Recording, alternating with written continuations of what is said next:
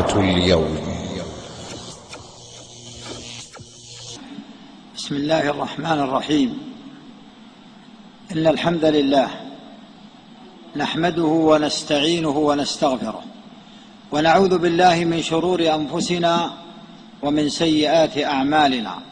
من يهده الله فلا مضل له، ومن يضلل فلا هادي له، وأشهد أن لا إله إلا الله وحده لا شريك له، وأشهد أن نبينا محمدا عبده ورسوله، صلى الله وسلم عليه تسليما كثيرا، وعلى آله وأصحابه ومن سار على منهاجه وسلك طريقه إلى يوم القيامة. ثم أما بعد، فالسلام عليكم ورحمة الله وبركاته. أحبتي، أخبر صلى الله عليه وسلم أن الفتن ستكون. قال: ستكون فتن القاعد فيها خير من القائم، والقائم خير من الماشي، والماشي خير من الساعي.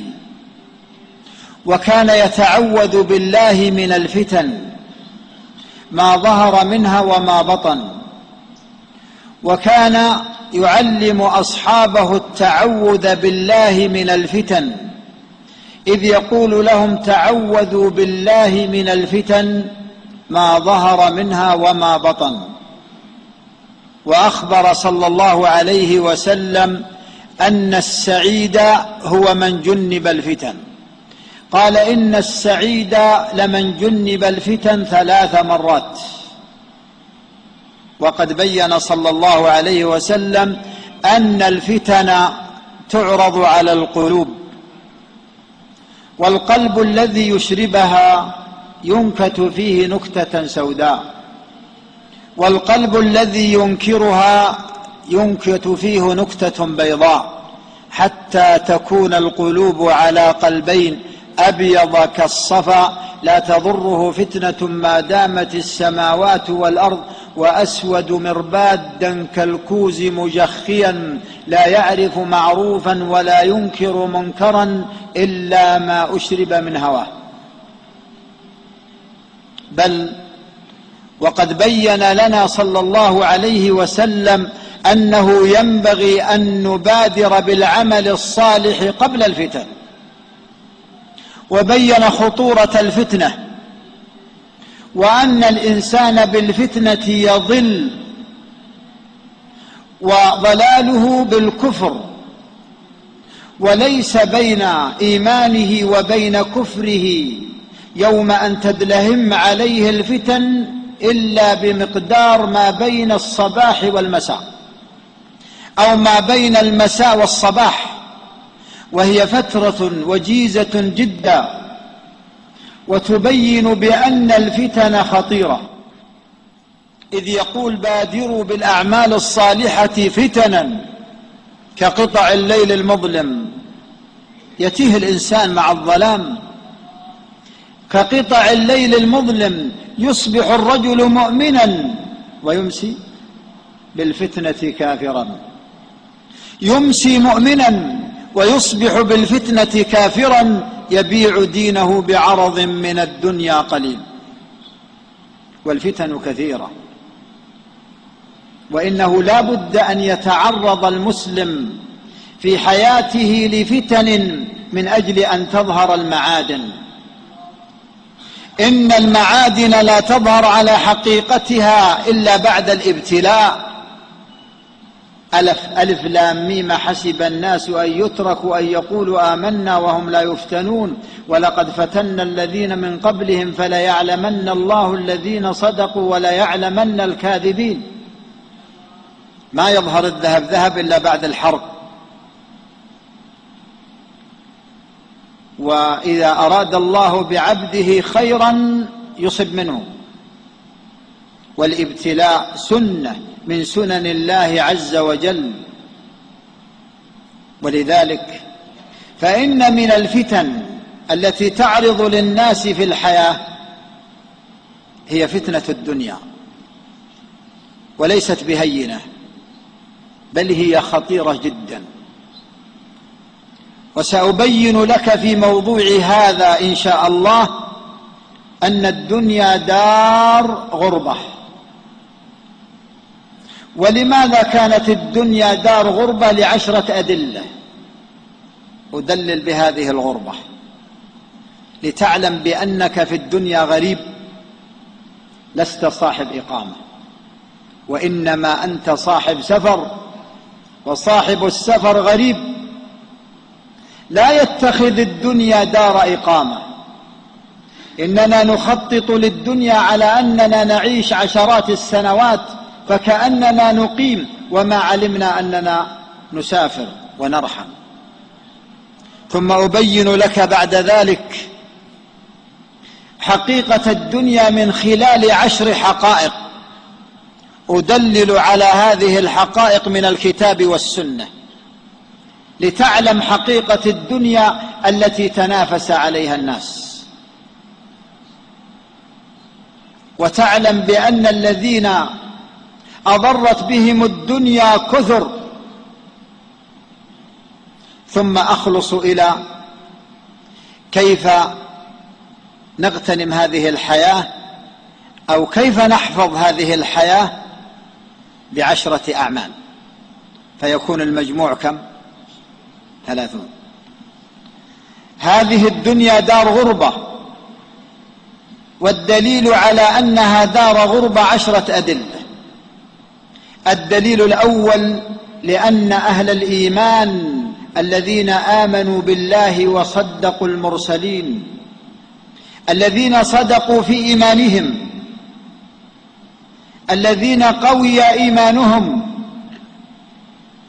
الذين أصلح الإيمان ظاهرهم وأصلح الإيمان باطنهم، الإيمان الذي فتح أبواب الطاعة، الإيمان الذي أغلق أبواب المعصية، الإيمان الذي أمن به الناس على أنفسهم وأموالهم.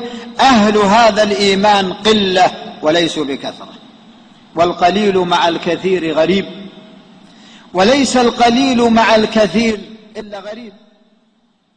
ولذلك يقول الله تعالى في سورة صاد وهو يبين لنا قصة داود: قال لقد ظلمك بسؤال نعجتك إلى نعاجه، وإن كثيرا من الخلطاء ليبغي بعضهم على بعض إلا الذين آمنوا وعملوا الصالحات ماذا؟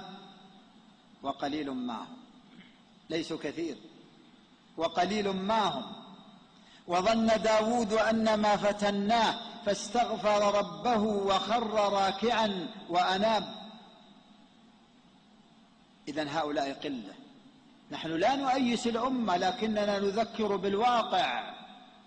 لو عملت نسب للإيمان، كم تجد نسب الإيمان عند الناس؟ انخفاض. لا نؤيس، لكن هذا الواقع الذي نعيشه. الإنسان منذ أن يخرج من بيته حتى يعود ربما يكون الإيمان في نزول، مع أنه ينبغي أن يكون في صعود، ونؤمن بأن الإيمان يزيد وينقص. نعلم هذا الدليل الأول.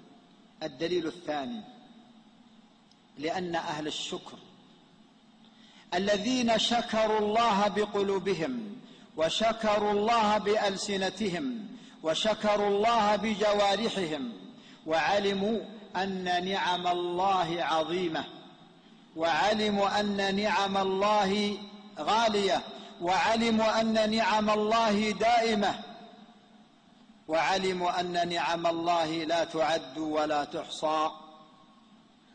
هؤلاء قلة وليسوا بكثرة.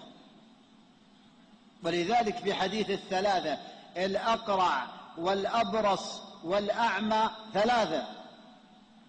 كم الشاكر من الثلاثة كما في الحديث؟ 1. أكثرهم بلاء، والأقل بلاء ما شكروا.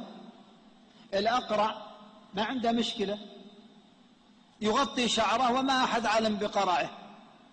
الأبرص يغطي بدنه وما علم أحد ببرصه إلا نزر قليل. لكن الأعمى أشدهم بلاء. الأقرع لم يشكر الله ولم يعترف بفضل الله. الأبرص لم يشكر الله ولم يعترف بفضل الله الأعمى؟ قال خذ أعمى شئت فإن الفضل فضل الله والنعمة نعمة الله. شكر، يؤدي الشكر. ولذلك يقول الله تعالى اعملوا آل داود شكرا وقليل من عبادي الشكور. قليل. نعم الله ما تنقطع عنا ولا ثانية، نعم الله ما تنقطع عنا ولا ثانية، وألسنتنا تنقطع من ذكر الله أيام، ونعم الله ما تنقطع عنا ثانية. هل جزاء الإحسان إلا الإحسان؟ ونعم الله غالية ما نستطيع أن نقدرها بثمن. هارون الرشيد لما أراد كوب ماء، وكوب الماء يمكننا بربع ريال عندنا اليوم، قال له ابن السماك يا أمير المؤمنين تأذن لي قبل أن تشرب؟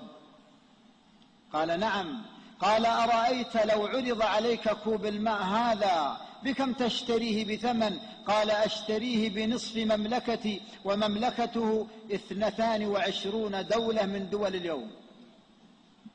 يعني بكم دولة؟ ب11 دولة. قال اشرب هنيئا مريئا، ترى ننسى بربع ريال هذا. قال اشرب هنيئا مريئا فشرب. قال يا أمير المؤمنين أتأذن لي؟ أرأيت لو حبس هذا الماء في بطنك بكم تخرجه؟ قال بنصف مملكتي الأخرى. قال فانظر لفضل الله عليك. نعم الله علينا لا تعد ولا تحصى. اعملوا آل داود شكرا وقليل من عبادي الشكور. الدليل الثالث، لأن أهل السنة والجماعة الذين ثبتوا على صراط الله المستقيم، والذين أخذوا بالسنة وعملوا بالسنة وعضوا عليها بالنواجذ واتبعوا طريق الهدى وابتعدوا عن طريق الهوى قلة وليسوا بكثرة. والدليل على ذلك يقول صلى الله عليه وسلم افترقت اليهود على 71 فرقة، وافترقت النصارى على 72 فرقة، وتفترق هذه الأمة على 73 فرقة، كلها فين؟ كلها فين؟ في النار إلا واحدة. نسبة 1 إلى 73 قليل ولا كثير؟ قليل وغريب. كلها في النار إلا واحدة. قالوا من هذه الواحدة يا رسول الله؟ قال مثل ما أنا عليه اليوم وأصحابي. ويقول عليه الصلاة والسلام ومن يعش فسيرى اختلافا كثيرا. ما العمل عند وجود الاختلاف وكثرة الفتن؟ قال فعليكم بسنتي. هذا المخرج. قال فعليكم بسنتي وسنة الخلفاء الراشدين المهديين، تمسكوا بها وعضوا عليها بالنواجذ، وإياكم ومحدثات الأمور فإن كل محدثة بدعة. الحديث. الدليل الرابع، لأن أهل الجنة الذين بذلوا أنفسهم وبذلوا أموالهم وبذلوا أولادهم وبذلوا دنياهم وبذلوا أراضيهم قلة وليسوا بكثرة. والجنة هي سلعة الله الغالية، والجنة مطلب يطلبها المسلم، يطلبها صاحب الفطرة السليمة والعقل السليم، ليست برخيصة وليست بهينة. نعم أهل الجنة قلة، والدليل على ذلك يقول الله تعالى يا آدم أخرج أهل النار من ذريتك. قال لا أعرفهم يا رب، من هم؟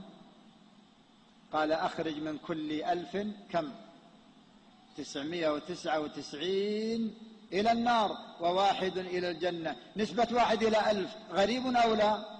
غريب. وإن كان أكثرهم من يأجوج ومأجوج، لكن ولو لا تأمن، لا تأمن. قال عبد الله بن الإمام أحمد يا أبي متى نستريح؟ متى؟ قال إذا وضعت أول قدم في الجنة استرحت، أما قبل ذلك فلا راحة. أمامك عقبات وأهوال كثيرة جدا. إذن هذا دليل. الدليل الخامس أن أهل الإصلاح الذين يصلحون ويصلحون،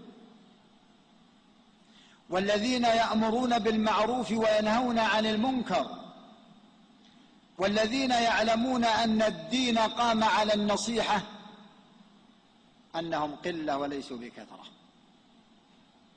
وإن هذه الأمة لم تفضل على غيرها من الأمم بلون، ولم تفضل على غيرها بمال، ولم تفضل على غيرها بلغة، وإنما فضلت على غيرها بالأمر بالمعروف والنهي عن المنكر. هل تهلك الأمة وفيها الصالحون؟ أسألكم، هل تهلك الأمة وفيها الصالحون؟ نعم، إذا كثر الخبث بالنص النبوي. هل تهلك الأمة وفيها المصلحون؟ لا، وما كان ربك ليهلك القرى بظلم وأهلها مصلحون. طوبى للغرباء الذين يصلحون عند فساد الناس ويصلحون ما أفسد الناس. وفي الحديث طوبى للغرباء أناس صالحون في أناس سوء كثير، من يعصهم أكثر ممن يطيعهم. غرباء قلة. أنت إذا جئت إلى البيت والبيت يتكون من 30 فرد، كم الناصح في هذا البيت؟ قليل. قرية، بلد، الناصحون قلة. نعم، الأمة في حاجة إلى الإصلاح. قد يكون هناك صلاح لكنها تحتاج إلى الإصلاح، وهذا الذي قامت عليه دعوة الرسل. هل الرسول عليه الصلاة والسلام صلح وبقي في بيته أو أنه أصلح؟ بل أصلح، فما أحوجنا إلى الإصلاح. سادسا أن أهل الاستجابة قلة. نوح عليه السلام 950 سنة وهو يدعو. خدماته في الدعوة كم؟ 950 سنة. الواحد منا إذا خدم في الدعوة يوم قال والله أني تعبت بيوم. 950 سنة وهو يدعو. وترى دعا بالآيات البصرية فاستغشوا ثيابهم، دعا بالآيات السمعية فوضعوا أيديهم في آذانهم وأصروا واستكبروا استكبارا. 950 سنة وهو يدعو. قال الله عز وجل وما آمن معه إلا كم؟ إلا قليل، حتى أن أكثر ما قيل في الذين آمنوا مع 80. ولو قسمت 950 سنة على 80 يمكن في كل 13 سنة أو أكثر كم؟ 10 ولا لا؟ أو واحد؟ إلا واحد. يعني انظر كم. المهم أيها الأحبة أن المستجيبين قلة. وفي سورة ياسين قال الله عز وجل واضرب لهم مثلا أصحاب القرية إذ جاءها المرسلون إذ أرسلنا إليهم 2 فكذبوهما فعززنا ب3 فقالوا إنا إليكم مرسلون. أصبح الذين أرسلوا إلى هذه القرية كم؟ معي 3. قال تعالى عن الذي استجاب وجاء من أقصى المدينة كم؟ رجل واحد. والدعاة 3، الأنبياء 3. جاء 3 إلى هذا البلد، إلى هذه القرية، ودعوا أهل هذه القرية ولم يستجب إلا 1. وفي حديث ابن عباس عرضت علي الأمم فرأيت النبي ومعه كم مستجيب؟ 1. فرأيت النبي ومعه الرجل، ورأيت النبي ومعه الرجلان، ورأيت النبي ومعه الرهيط، قليل أقل من 10. ورأيت النبي وليس معه أحد. إذن أهل الاستجابة قلة ولا كثرة؟ قلة. لا تيأس، سنة من السنن. غريب، قلة هؤلاء وليسوا بكثرة، لكن لا يضيرك ذلك ولا يضيق صدرك بذلك. لا، رسل يأتون يوم القيامة، رسل عندهم مؤهلات الرسالة، يأتون يوم القيامة وما معهم أحد، فلوش اللي عندك أنت من مؤهل؟ أنت عليك الإنذار وليس عليك الإجبار، أنت عليك البلاغ وليس عليك الإكراه، لكن أبلغ الناس. الدليل رقم 7 أن الجنة محفوفة بالمكاره، فالقاصدون لها قلة لكثرة المكاره، وأن النار حفت بالشهوات، فالواردون عليها كثير وليسوا قليل. وفي الحديث لما خلق الله الجنة قال لجبريل اذهب وانظر إليها، فذهب ونظر إليها فقال وعزتك وجلالك لا يسمع بها أحد إلا دخلها، ما فيه إكراه. وخلق النار قال اذهب وانظر إليها، فذهب ونظر إليها قال وعزتك وجلالك لا يسمع بها أحد يدخلها. ثم حفت الجنة بالمكاره، قال اذهب وانظر إليها، فذهب ونظر إليها قال وعزتك وجلالك لقد خشيت ألا يدخلها أحد. ثم حفت النار بالشهوات، اذهب وانظر إليها، فذهب ونظر إليها قال وعزتك لقد خشيت ألا ينجو منها أحد. الدليل 8 أن الدنيا سجن المؤمن. السجين غريب ولا ما غريب؟ غريب. الدنيا سجن المؤمن، سجن قلبه عن أمراضه، سجن قلبه عن آفاته، سجن قلبه عن قسوته، سجن قلبه عما يضر به، أصبح قلب سليم. سجن لسانه عن آفاته، سجن جوارحه عن آثامها، أصبحت هذه الدنيا سجن له. وإن كانت جنة للكافر لا يغرنك بلاد الكفر يوم أن تسمع بأن فيها الخضرة وبأن فيها الأنهار إنها جنتهم، لكن الدنيا سجن لك، كما في الحديث الدنيا سجن المؤمن وجنة الكافر. الدليل 9 أن النبي صلى الله عليه وسلم أخذ بمنكب ابن عمر وقال كن في الدنيا كأنك غريب أو عابر سبيل. وكان ابن عمر قال إذا جاء المساء لا أنتظر الصباح، وإذا جاء الصباح لا أنتظر المساء، وخذ من صحتك لسقمك ومن دنياك لآخرتك. الدليل 10 أن الدنيا قد ارتحلت مدبرة، وأن الآخرة قد ارتحلت مقبلة. هل أعمل للمقبل ولا المدبر؟ إنسان طالب في ثانية ثانوي يختبر أولى ثانوي ولا ثانية؟ أنتم معي ولا ما أنتم معي؟ طالب في ثانية ثانوي يختبر الفائت ولا القادم؟ الفائت أولى ثانوي إيش يختبر؟ إذن أنت تستعد للقادم ولا الراحل؟ الدنيا ارتحلت مدبرة والآخرة ارتحلت مقبلة، ولكل منهما بنين، فكونوا من أبناء الآخرة ولا تكونوا من أبناء الدنيا، كما يقول علي رضي الله عنه فإن اليوم عمل ولا حساب، وغدا حساب ولا عمل. والعاقل هو الذي يضع كل شيء في موضعه، والعاقل هو الذي يغتنم دقائق الدنيا، ساعات الدنيا، أيام الدنيا، لحظات الدنيا، العمل في الدنيا، فإنها دار العمل وليس هناك دار للعمل غيرها. ورحم الله من قال العاقل من أرضى ربه قبل أن يلقاه، ومن استعد لقبره قبل أن ينزله، ومن ترك الدنيا قبل أن تتركه. قال سفيان الثوري عند الصباح يحمد القوم السرى، وعند الموت يحمد القوم التقى. أما حقائق الدنيا فهي 10. الحقيقة الأولى أنها دنيا. هل أحد منكم يحفظ لي آية بأنها عليا؟ من عنده آية يعطينا إياها أن الدنيا عليا؟ قولوا لي. أحد يعرف؟ ها؟ طيب حديث، أحد يعرف حديث بأن الدنيا عليا؟ فيه فلا تغرنكم الحياة العليا؟ ما فيه، كلها إيش؟ دنيا، بالكتاب والسنة دنيا.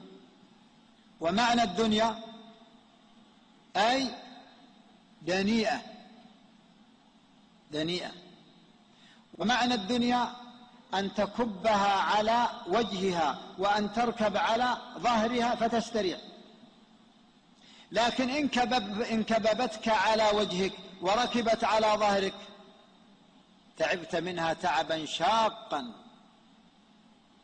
وهذه حال كثير من الناس، تكبهم على وجوههم وتركب على ظهورهم فيتعبون فيها تعبا شديدا. والرسول صلى الله عليه وسلم كما في الحديث: مفاتيح خزائن الأرض بيده، وانظر لحاله يوم أن علم أن الدنيا دنيا. مفاتيح الخزائن بيده، ومع ذلك يربط على بطنه الحجر، ويربط على بطنه الحجرين والمفاتيح بيده، لأنه علم أن الدنيا دنيا وليست بعليا، من شدة الجوع. بل ويظهر الهلال ثم يظهر الهلال ثم يظهر الهلال 3 مرات في شهرين، وما أوقد في بيت رسول الله صلى الله عليه وسلم نار طعامه ماذا؟ طعام بارد، وليس هناك طعام ساخن لمدة شهرين. قال عروة: ما طعامكم يا خالة عائشة؟ قالت: الأسودان التمر والماء. في بيت من؟ في أفضل بيت وجد على وجه الأرض، بيت الرسول عليه الصلاة والسلام. بل ويا أحبتي، رسولنا صلى الله عليه وسلم ما شبع من خبز الشعير الذي هو اليوم طعام البهائم، وما شبع من الدقل وهو أردى أنواع التمر عليه الصلاة والسلام، لأنه علم أن هذه الدنيا إيش؟ دنيا وليست بعليا.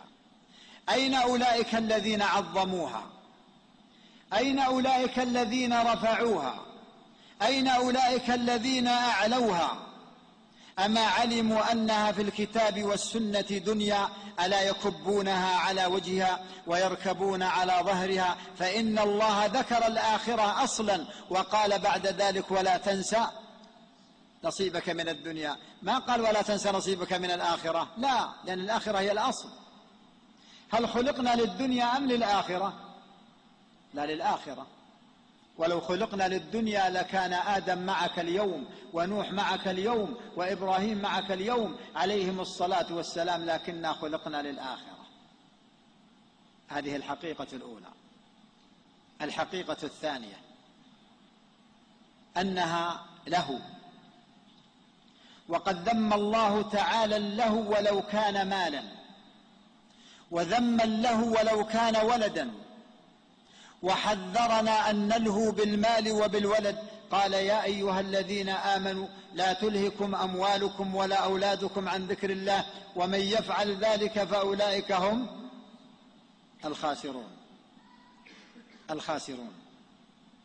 نهانا على أن نلهو حتى بالمال والولد. وقال عن الصحابة: وإذا رأوا تجارة أو لهوا انفضوا إليها وتركوك قائما. قل ما عند الله خير من اللهو ومن التجارة والله خير الرازقين. الدنيا لهو. وفي الحديث: كل لهو باطل إلا رمي الرجل بقوسه وتأديبه لفرسه وملاعبته لزوجته، وما عدا ذلك من اللهو فهو باطل. كم ترى من اللهو في واقع الناس اليوم؟ إن كان الولد له والمال له فإن الدنيا كلها له إلا ما شاء الله.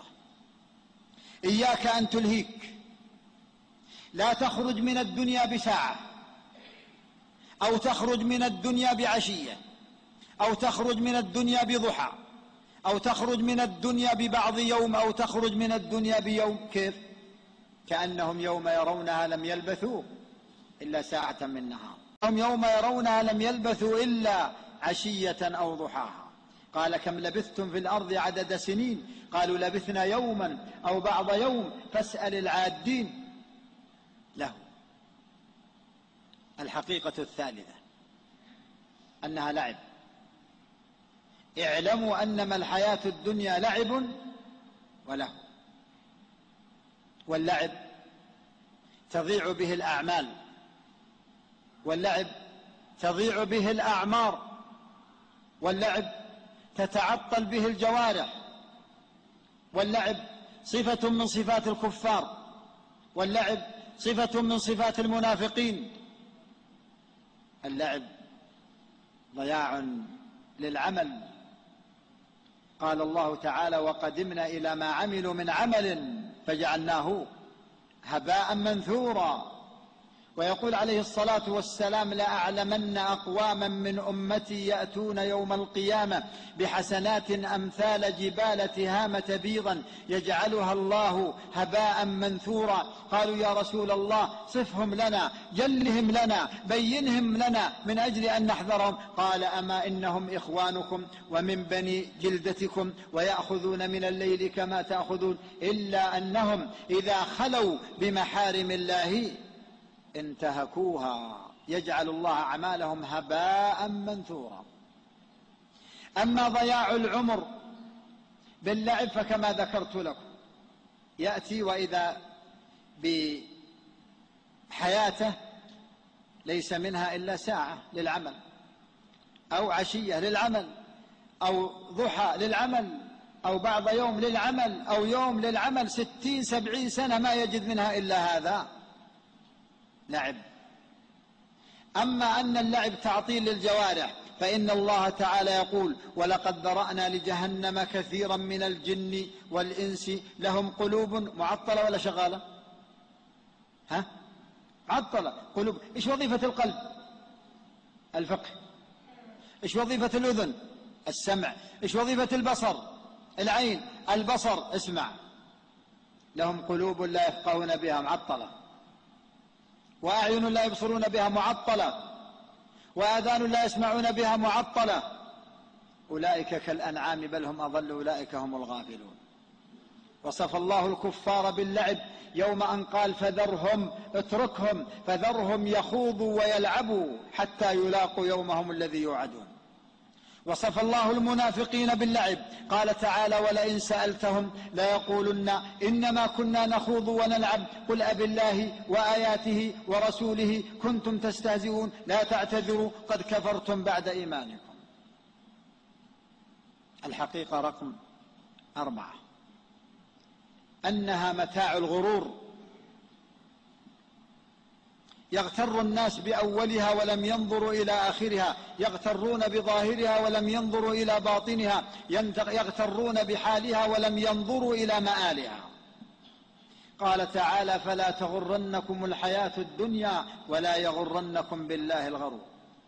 وما الحياة الدنيا كما في القرآن إلا كمثل أرض نزل عليها الغيث. إيش الغيث؟ المطر. نزل عليها الغيث فأنبتت فاخضرت ثم اصفرت ثم يبست ثم تكسرت ثم تفرقت فأصبحت أثرا بعد عين. هذه حقيقة الدنيا. ينزل المطر تخضر لكن الخضرة نسبة قليلة جدا، أيام ثم تصفر، وبعد الصفار تيبس، وبعد اليبوسة تتكسر، وبعد التكسر تتفرق، وبعد التفرق تصبح أثر بعد عين. هذه حقيقة الدنيا. يقول عليه الصلاة والسلام إن الدنيا حلوة خضرة. شوف المواصفات إيش المواصفة الأولى؟ حلوة، والثانية خضرة. لكن اسمع التوجيه النبوي، لا تأخذ بس هذه المشكلة أننا نأخذ الأول ونترك الأخير. قال إن الدنيا حلوة خضرة وإن الله مستخلفكم فيها فينظر كيف تعملون. ما التوجيه النبوي؟ قال فاتقوا الدنيا واتقوا النساء، فاتقوا الدنيا واتقوا النساء. وأعجبني كلام للعلاء بن زياد عليه رحمة الله، قال ما وجدت للدنيا مثلا إلا عجوز. إيش العجوز؟ كبيرة السن. إلا عجوز شمطاء. أخبروني وش شمطاء؟ شمطاء يعني في آخر سن، هرمة. عجوز شمطاء عوراء معلوم، عرجاء معلوم، هتماء. من يتزوجها؟ كلنا تزوجناها، كلنا تزوجناها بهذه المواصفات. عجوز شمطاء عرجاء هتماء عوراء، لبست بأحسن أنواع الملابس، أخذ لها أقمشة اللي المتر ب200 ريال ولا في أكثر أو بأكثر، وجيء لها بثوب من أغلى الثياب، فلبست ثوب جميل جدا في ظاهره وحليت بأحسن أنواع الحلي، فنظر الناس إلى ظاهرها ولم يعلموا بباطنها، ولم يعلموا بباطنها. نظر الناس واغتروا بظاهرها ولم ينظروا إلى باطنها. خامسا أن الدنيا متاع زائل، وما هي كما في الحديث إلا كسحابة صيف، وسحابة الصيف قصيرة تأتي بعد الظهر وتنتهي قبل العصر، ما تدوم. سحابة صيف تمر مرورا، والدنيا كذلك كسحابة الصيف، ما هي مثل سحائب الربيع. سحائب الربيع تطول ربما تبقى أسبوع أو أكثر من ذلك في بعض الأماكن، لكن سحابة الصيف يعني وقتها قصير جدا، والدنيا كذلك. وما هي إلا كظل استظل به الإنسان. أنت إذا كنت في الظل الساعة 8 الصباح الساعة 9 لا يزال الظل لك ولا لغيرك؟ الغيرك ينتقل منك إلى غيرك. وما هي إلا كظل شجرة، وما هي إلا كثلج وضع في شمس فذاب وأصبح أثرا بعد عين. وقد علم الصالحون ذلك، ولو صح الأثر فقد ورد أن نوح، لو صح الأثر فقد ورد أن نوح عليه السلام سئل عن الدنيا بعد عمر طويل: كيف وجدت الدنيا؟ قال: كدار لها بابان، دخلت من أحدهما وخرجت من الآخر. بل وقبل ذلك يقول الله تعالى عن مؤمن آل فرعون: وقال الذي آمن يا قوم اتبعوني أهدكم سبيل الرشاد. يا قوم إنما هذه الحياة الدنيا متاع وإن الآخرة هي دار القرار. من عمل سيئة فلا يجزى إلا مثلها، ومن عمل صالحا من ذكر أو أنثى وهو مؤمن فأولئك يدخلون الجنة يرزقون فيها بغير حساب، يرزقون فيها بغير حساب. ولذلك ورد عن بعض الملوك بأنه كان له قصر بناه وحلاه بماء الذهب، وحفر الآبار وأجرى الأنهار يعني من مياه الآبار، وغرس الأشجار وأينعت الثمار، ثم دعا الناس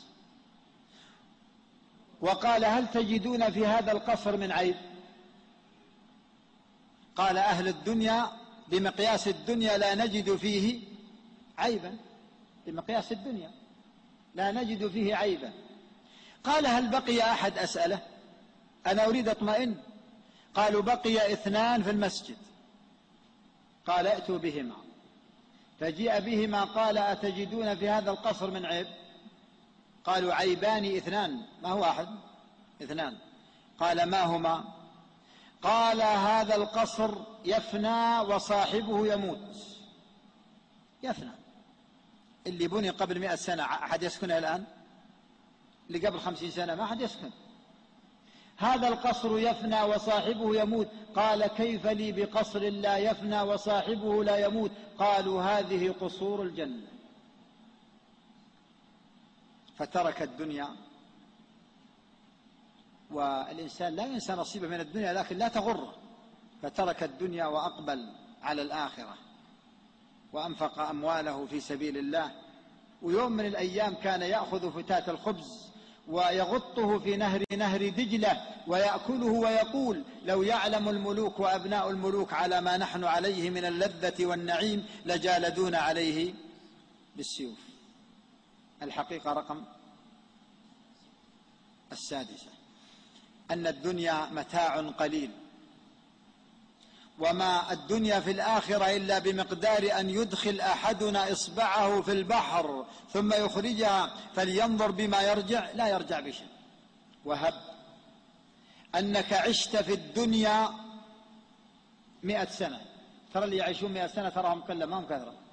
هب أنك عشت في الدنيا 100 سنة، كم نسبة 100 سنة إلى حياة أبدية؟ هيا أهل الحساب، كم نسبة 100 سنة إلى حياة أبدية؟ ولا شيء، صفر. حياة أبدية. الآخرة حياة أبدية. لو تقيس دنياك لو كانت 1000 سنة إلى الحياة الآخرة 0. ولذلك يقول الله تعالى يا أيها الذين آمنوا ما لكم إذا قيل لكم انفروا في سبيل الله اثاقلتم إلى الأرض رضيتم بالحياة الدنيا من الآخرة فما متاع الحياة الدنيا في الآخرة إلا قليل. ويقول عليه الصلاة والسلام ما مثل الدنيا في الآخرة إلا كمثل أن يدخل أحدكم إصبعه في اليم ثم يخرجها فلينظر بما يرجع، أو كما قال صلى الله عليه وسلم. الحقيقة رقم 7 أن الدنيا رخيصة وليست غالية. ومما يدل على أنها رخيصة أنها لا تزن عند الله جناح بعوضة. ومما يدل على أنها رخيصة أنها جنة الكافر. ومما يدل على أنها رخيصة أنها سجن المؤمن. ومما يدل على أنها رخيصة أن حلالها حساب وحرامها عقاب. ولذلك يقول تعالى ولولا أن يكون الناس أمة واحدة لجعلنا لمن يكفر بالرحمن لبيوتهم سقفا من فضة ومعارج عليها يظهرون ولبيوتهم أبوابا وسررا عليها يتكئون وزخرفا وإن كل ذلك لما متاع الحياة الدنيا والآخرة عند ربك للمتقين. ويقول عليه الصلاة والسلام ما الفقر أخشى عليكم ولكن أخشى عليكم الدنيا أن تفتح عليكم كما فتحت على من قبلكم فتنافسوها كما تنافسها من كان قبلكم فتهلككم كما أهلكتهم. يقول الفقر ما أخشى لكن أخشى عليكم هذه الدنيا. الحقيقة 8 أن الدنيا إفلاس لمن عبدها. ولذلك يقول الله تعالى من كان يريد حرث الآخرة نزد له في حرثه ومن كان يريد حرث الدنيا نؤتيه منها وما له في الآخرة من نصيب. ويقول صلى الله عليه وسلم تعس عبد الدينار تعس عبد الدرهم تعس عبد الخميصة تعس عبد الخميلة تعس وانتكس وإذا شيك فلانتقش. ويقول صلى الله عليه وسلم من كانت الدنيا همه جعل الله فقره بين عينيه وشتت عليه شمله ولم يأته من الدنيا إلا ما كتب له. الحقيقة 9 أن الدنيا هينة عند الله هينة وأنها عند الله أهون من ميتة ماتت ثم ألقى بها أهلها في المزبلة. والدليل على ذلك أن رسول الله صلى الله عليه وسلم مر على ميتة وقد انتفخت ورفعت أرجلها إلى السماء. قال: أترون هذه الميتة هينة على أهلها؟ قالوا: نعم، هينة على أهلها، ومن هوانها على أهلها أنهم ألقوا بها في المزبلة. قال: والذي نفسي بيده للدنيا أهون عند الله من هذه الميتة على أهلها. الحقيقة العاشرة، وإن كان حديثها من العلماء من يصححه، ومن العلماء من يحسنه، ومن العلماء من يضعفه، لكني أخذت في قولي تحسين الألباني رحمه الله. وأنا أحببت أن أبين هذا حتى يتضح هذا لطلاب العلم، وأعلم بأن هناك من يضعف الحديث.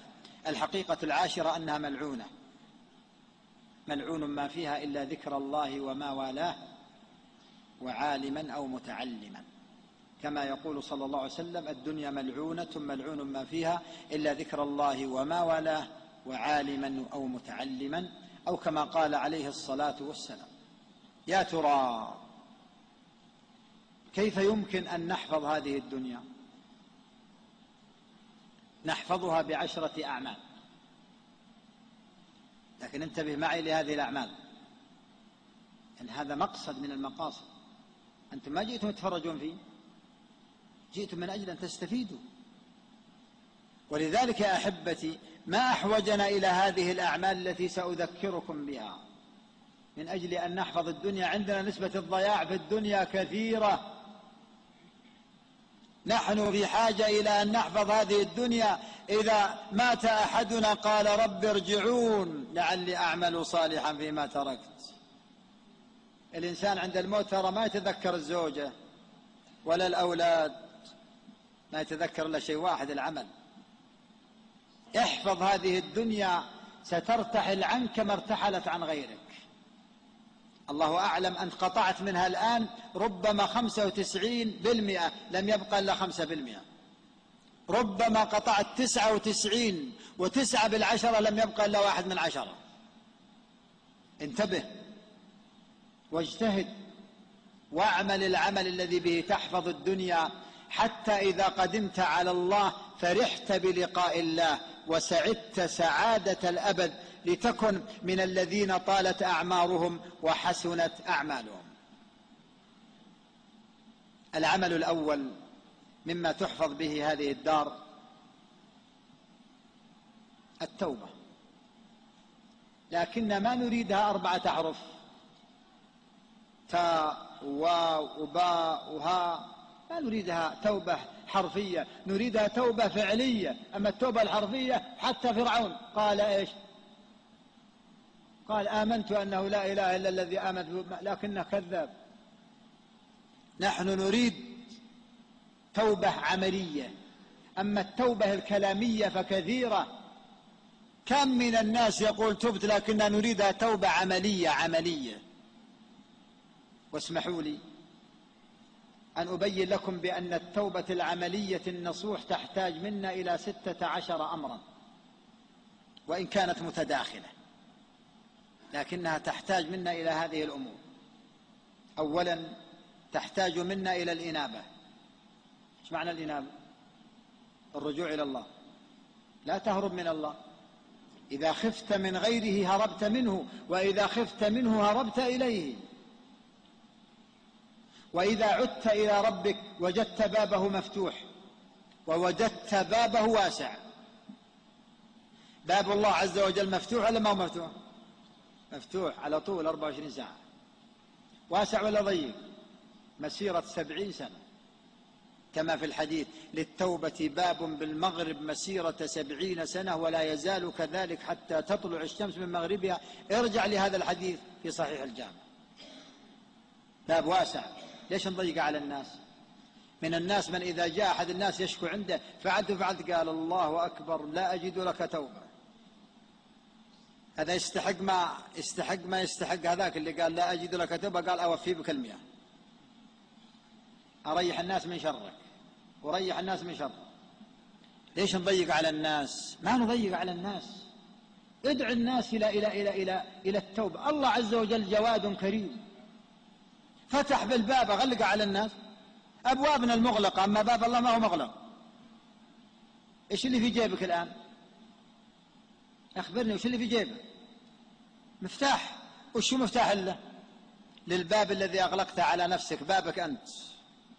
أما باب ربك ترى مفتوح، ما يحتاج مفتاح، مفتوح وعلى طول واسع. إذن ارجع ما دام الباب مفتوح. والله ليأتينك يوم من الأيام والباب مغلق.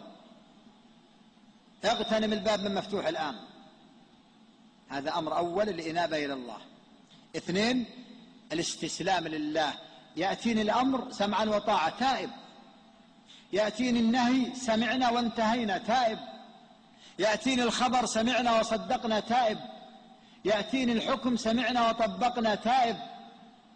انظر للمرأة الغامدية رضي الله عنها، يوم أن زنت قالت يا رسول الله طهرني من الزنا، ارجمني.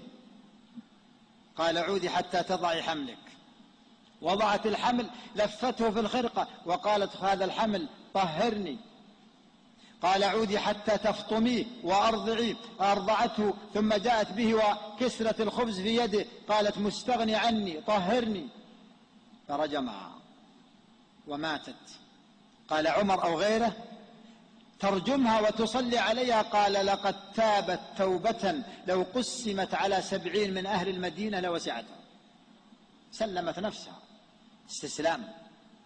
أما تائب ولم أستسلم لله بشيء، كيف يكون هذا؟ أوامر كلها ملقي بها عرض الحائط، كيف أكون تائب؟ ما أكون تائب، لابد أنفذ. الأمر الثالث اتباع الكتاب والسنة. حث الكتاب على التوبة وحثت السنة على التوبة. واتباع الكتاب والسنة هداية في الدنيا، ضمان من الضلال في الدنيا وضمان من الشقاء في الآخرة.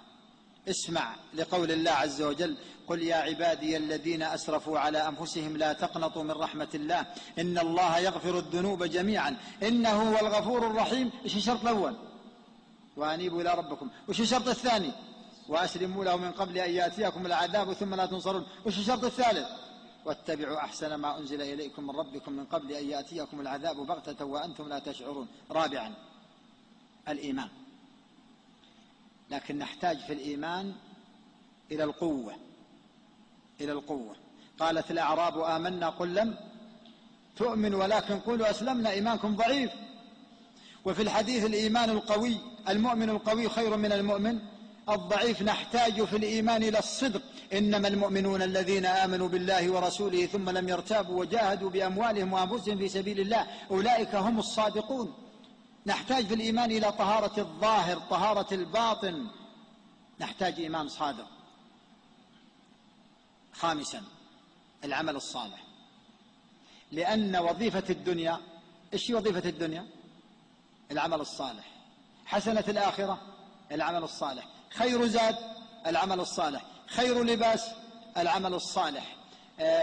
أمر الله للرسل العمل الصالح. أمر الرسل لأممهم العمل الصالح. الطريق إلى الجنان العمل الصالح. الوقاية من النيران العمل الصالح. الحفظ من الشيطان العمل الصالح. العمل الصالح. نعم. سادسا طلب الهداية بأسبابها. من الناس من إذا قلت له تب قال إن كان الله بيهديني الله يهديني، ادع لي، لكن ما يبذل سبب. طيب هل الهداية مكتوبة ولا ما هي مكتوبة؟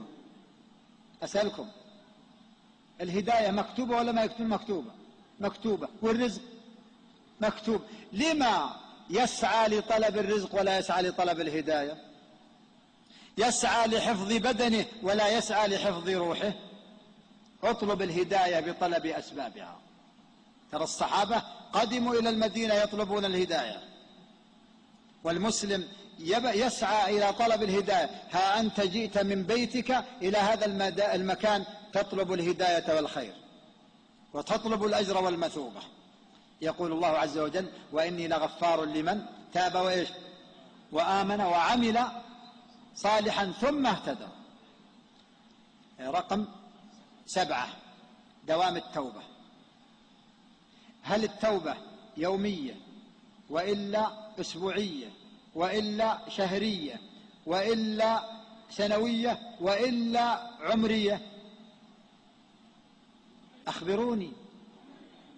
عمرية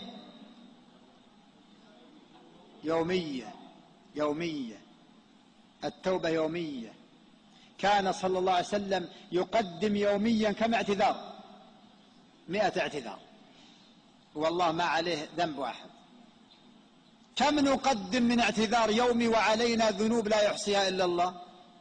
بل من الناس من إذا قلت له تب قال وش شفت فيه؟ أنا شفت فيه شيء أتوب منه؟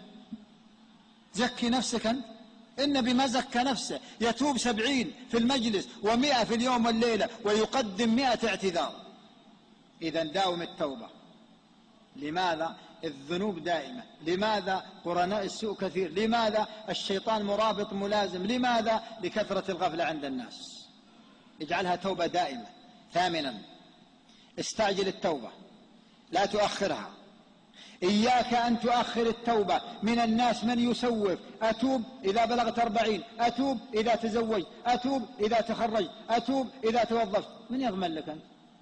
أحد يضمن لك أنك تبقى إلى هذا؟ تب الآن، إنك لا تدري متى الأجل. الأعمال بالخواتيم. إذا عولج المرض قبل استفحاله أولى من معالجته بعد استفحاله. كما يقول ابن القيم: مثل الذين يسوفون كمثل رجل عند بيته شجرة، قال أقطعها غد، قال بعد غد، بعد غد قال بعد أسبوع، بعد أسبوع قال بعد شهر، بعد شهر قال بعد سنة، فتفرع وتتمكن وتقوى.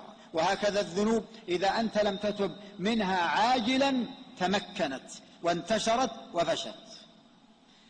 تاسعا، أصلح الماضي بالندم على فعل الذنب. اندم على فعل الذنب. عاشرا، أصلح الحاضر بالإقلاع عن الذنب. 11، أصلح المستقبل بالعزم ألا تعود إلى الذنب مرة أخرى. 12، الإخلاص. لا تتب من أجل فلان ولا علان، اجعل التوبة لله خالصة. 13، رد المظالم إلى أهلها، فإن اليوم عمل ولا حساب، وغدا حساب ولا عمل. اليوم بالدرهم والدينار، وغدا بالحسنات والسيئات. 14، أن تكون في وقتها، وكل وقت هو للتوبة إلا وقتان: الوقت الأول إذا قامت قيامتك الكبرى بطلوع الشمس من مغربها، الوقت الثاني إذا قامت قيامتك الصغرى ببلوغ الروح الحلقوم. وغير هذين الوقتين التوبة مقبولة. 15، انظر لثواب الطاعة وما أعد الله لأهل الطاعة. 16، انظر ما أعد الله لأهل المعصية والأضرار المترتبة على المعصية، وبهذا تكون تائبا صادقا. الله عز وجل يقول للصحابة: وتوبوا إلى الله جميعا أيها المؤمنون، والنتيجة لعلكم تفلحون. العمل الثاني الاستقامة، الثبات على الطاعات، فإن الله تعالى قال لرسوله: فاستقم كما أمرت.